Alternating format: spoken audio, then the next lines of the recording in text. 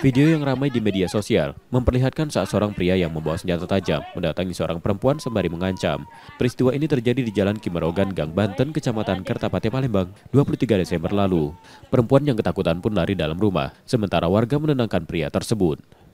Perempuan yang diancam pun melaporkan peristiwa itu ke Polrestabes Palembang, yang dalam laporannya menceritakan pengancaman itu terjadi ketika ia menagih handphonenya pada pelaku yang dipinjamnya selama 1 bulan. Pelaku yang diduga marah kemudian mengancam korban dengan senjata tajam. Nah, tak katik lah gerakan. Nak balik ke HP tadi, kami gari lagi ke rumahnya. Nah, cak mana pak uji kami bu? Nah, kaget ujinya, kami minta sudatan baru ujinya cak itu.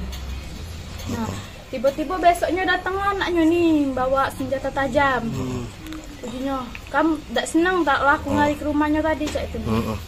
Jadi nak nujah ke aku nih mundur, tak kenal jadinya. Kini laporan korban dalam penanganan polisi dari Polrestabes Palembang. Yudi Kiswanto, Kompas TV, Palembang, Sumatera Selatan.